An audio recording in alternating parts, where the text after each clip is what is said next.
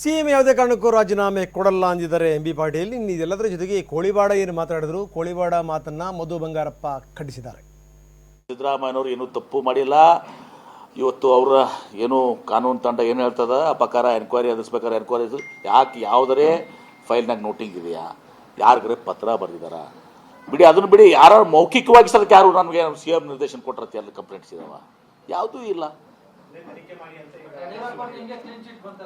ಯಾರ್ದು? ಯಡಿಯೂರಪ್ಪ ಅವ್ರು ಬೇಲ್ ಮೇಲಿದ್ದಾರೆ. ಒಂದು ಅಲ್ಲಿ ಅಲ್ಲಂ ಪಾಷಾ ಕೇಸ್ನಲ್ಲಿ ಬೇಲ್ ಮೇಲಿದ್ದಾರೆ, ನಾಟ್ ಟು ಅರೆಸ್ಟ್ ಅಂತ ಹೇಳಿ ನನ್ನ ಮನೆ ಕೊಟ್ಟರು. ಅಲ್ಲಂ ಪಾಷಾ ಬರೀದಾರ ಹತ್ರ ಕೊಟ್ಟರು ಒಂದು ಕೇಸ್ನಲ್ಲಿ. ನಿರಾಣಿ ಅವರು ಒಂದು ಇದು ಕೊಟ್ಟರು, ನಾಟ್ ಟು ಅರೆಸ್ಟ್ ಅಂಥೇಳಿ ಬೇಲ್ ಮೇಗಿದ್ದಾರೆ. ಇನ್ನೊಂದು ಕಡೆ ಇನ್ನೊಂದು ಇಲ್ಲಿ ರಾಜ್ ಕೇಸ್ನಾಗಿರೋ ಬೇಲ್ ಮೇಗಿದ್ದಾರೆ. ಇವರೇನು ಮಾತಾಡ್ತಾರೆ ಯಡಿಯೂರಪ್ಪನವರು?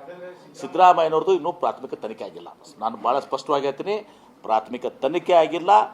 ಅವರು ತಪ್ಪಿಸ್ತಾರೆ ಅಲ್ಲ, ಅವ್ರು ತಪ್ಪು ಮಾಡಿ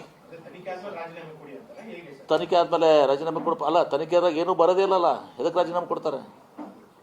ರಾಜೀನಾಮೆ ಕೊಡೋ ಪ್ರಶ್ನೆನೇ ಉದ್ಭವಿಸೋದಲ್ಲ. ತನಿಖೆ ಆದಮೇಲೂ ಬರೋದಿಲ್ಲ. ಯಾಕಂದರೆ ಅವ್ರು ಎಲ್ಲರೂ ಬರೆದಿದ್ದಾರ, ಸಿ ಎಮ್ ತಮ್ಮ ಅದನ್ನು ಉಪಯೋಗಿಸ್ಕೊಂಡಿದ್ದಾರ, ಎಲ್ಲರೂ ಯಾರ್ಯಾರಿಗೂ ನಿರ್ದೇಶನ ಕೊಟ್ಟಿದ್ದಾರ, ಯಾವುದೇ ಫೈಲ್ನ ನೋಟಿಂಗ್ ಮಾಡಿದಾರ, ಏನಾದ್ರು ಇದೆಯಾ? ಏನೂ ಇಲ್ಲ. ಅದು ಕುಮಾರಸ್ವಾಮಿ ಹೇಳಲ್ಲ, ಅದನ್ನು ಮೋದಿಯವ್ರಿಗೆ ಹೇಳಿ ರಾಜೀನಾಮೆ ಕೊಟ್ಟು ಅದೆಲ್ಲ ಇದ್ರದ್ದು ಯಾವುದು ನಿಮ್ಮ ಎಲೆಕ್ಟ್ರಲ್ ಬಾಂಡ್ಸ್ ಇದೆಲ್ಲ ಇದು ಆದಮೇಲೆ ಇದು ಮಾಡಿ ಅಂತೇಳಿ ಮೋದಿಯವ್ರಿಗೆ ಹೇಳಿ, ಕುಮಾರಸ್ವಾಮಿ ಅವ್ರು ರಾಜೀನಾಮೆ ಕೊಟ್ಟು ಇದು ಮಾಡಲಿ ಅಂತ ಹೇಳಿ ಕುಮಾರಸ್ವಾಮಿ ಅವ್ರಿಗೆ. ಯಾಕಂದ್ರೆ ಕುಮಾರಸ್ವಾಮಿ ಅವ್ರಿಗೆ ನೈತಿಕತೆ ಇಲ್ವಾ ನಿಮ್ಮ ಪ್ರಕಾರ?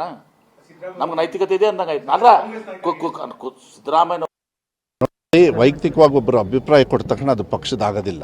ಪಕ್ಷ ಸಂಘಟನೆ, ಪಕ್ಷದ ಒಂದು ಶಾಸಕರಿರ್ಬೋದು, ಸಂಸದರಿರ್ಬೋದು, ಕಾರ್ಯಕರ್ತರಿರ್ಬೋದು, ಜನತೆಯೂ ಕೂಡ ಅವ್ರ ಪರವಾಗಿ ನಿಂತಿದ್ದಾರೆ. ಇದು ದ್ವೇಷದ ಒಂದು ನಿಟ್ಟಿನ ಮೇಲೆ ಮಾಡಿರ್ತಕ್ಕಂಥದ್ದನ್ನು ಮುಂಚೆಯಿಂದನೂ ಕೂಡ ನಾವು ಮಾಡ್ತಾಯಿದ್ದೀವಿ.